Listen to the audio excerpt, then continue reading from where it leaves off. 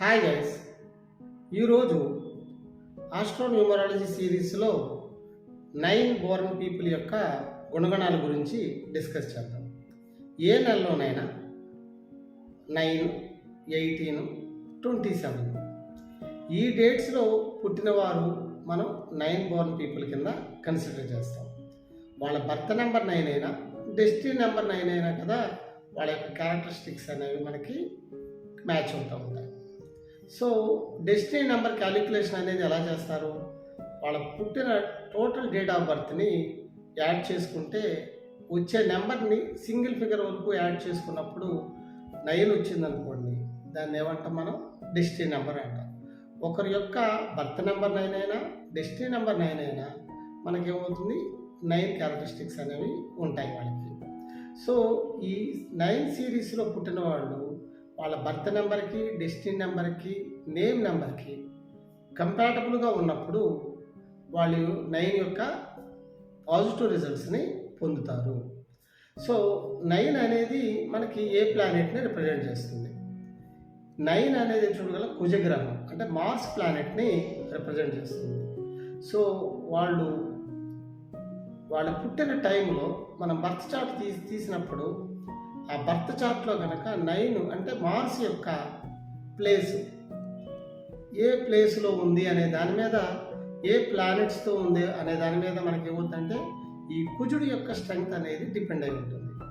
So కుజుడికి exalted place అంటే మనం ఏం చెప్తాం? ఉచ్చ స్థితి, మకర రాశి అంటాం. అదే కుజుడికి నీచ స్థితి అంటే కర్కాటక రాశి అని చెప్తాం.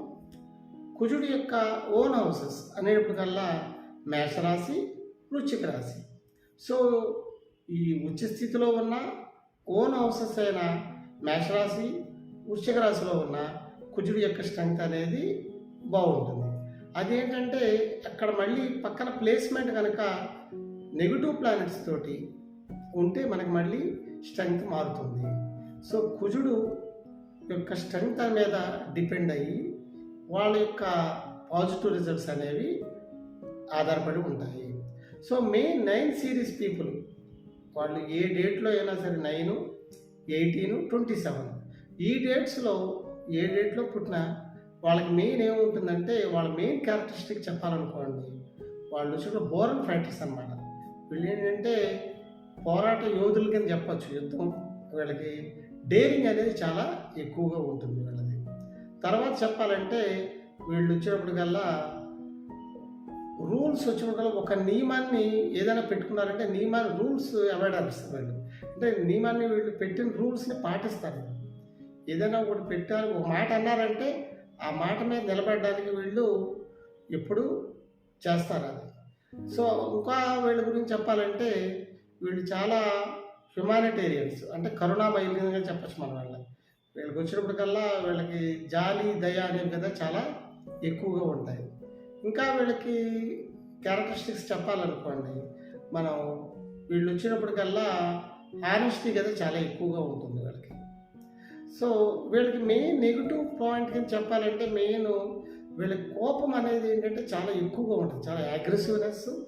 వీళ్ళు కోపం వస్తే అవతల వ్యక్తి ఎవరు ఏంటి దానివల్ల వచ్చే నష్టం, లాభం అసలు ఏది ఆలోచించరు.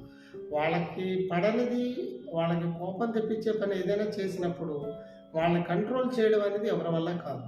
దీన్ని వాళ్ళు కోపాన్ని కనుక కంట్రోల్ చేసుకోగలిగితే వాళ్ళు ఈ నెంబర్లో పుట్టిన వాళ్ళు చాలా గ్రేట్ సక్సెస్ని పొందుతారు. వీళ్ళకి నెగిటివ్ పాయింట్స్ కింద మనం ఈ కోపం ఒకటి, వీళ్ళకి సెల్ఫ్ సెంటర్డ్, వీళ్ళు వచ్చినప్పటికల్లా ఏది పట్టించుకోరు వీళ్ళు అదే కదా కొంత నెగిటివ్ కింద మనం చెప్పవచ్చు వీళ్ళు. సో ఈ 9 సిరీస్ పీపుల్ యొక్క ప్రొఫెషన్స్ జనరల్గా ఏ టైప్ ఆఫ్ ప్రొఫెషన్స్ వీళ్ళకి సూటబుల్గా ఉంటాయి, వీళ్ళు చేస్తారు ఎక్కువగా. అంటే అన్ని ప్రొఫెషన్లోనూ వీళ్ళు ఉంటారు. వీళ్ళకంటూ స్పెషల్గా ఉండేవి ఏంటంటే వీళ్ళు లాయర్స్ కింద బాగా సక్సెస్ అవుతారు. తర్వాత పొలిటికల్ లీడర్స్ వాటిలో కదా బాగా సక్సెస్ అవుతారు. అన్నిట్లోనూ ఉంటారు వీళ్ళు. ఫిల్మ్ ఇండస్ట్రీలో ఉంటారు, హీరోస్ కింద ఉంటారు, అన్నిట్లోనూ ఉంటారు. కానీ దేనిలోనే సక్సెస్ అవుతారు. ఎందుకంటే వీళ్ళకి ఒక నియమాన్ని పెట్టుకున్నారంటే ఆ రూల్స్ని పాటించడంలో పర్ఫెక్ట్గా పాటిస్తారు.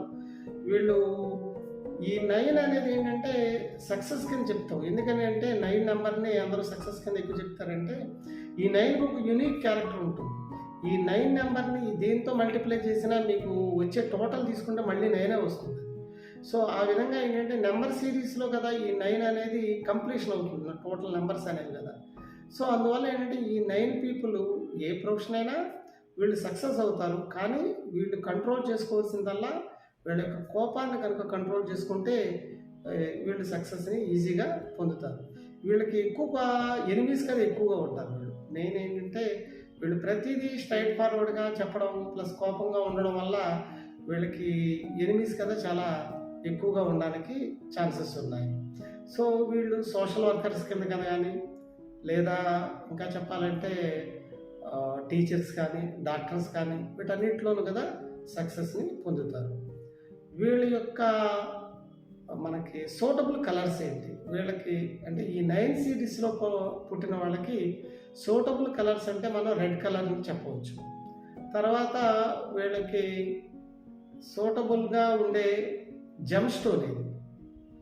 ఈ 9 సిరీస్‌లో పుట్టిన వాళ్ళకి అంటే ఈ కుజుడి యొక్క స్ట్రెంగ్త్ కనుక తక్కువగా ఉన్నా, సో వాటి స్ట్రెంగ్త్‌ని పెంచుకోవడానికి మనం కోరల్ అనేదాన్ని పగడం అంటాం.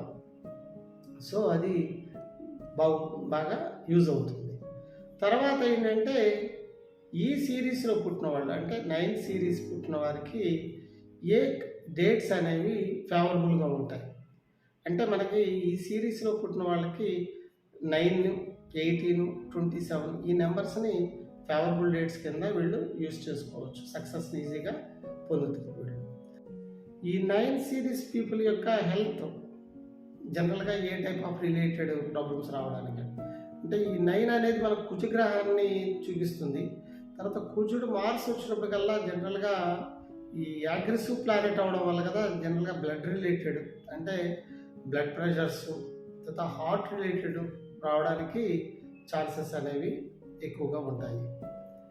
ఈ 9 సిరీస్ పీపుల్‌కి రెమెడీస్ చెప్పాలనుకోండి అంటే 9 అంటే మనకి వాళ్ళ యొక్క మార్స్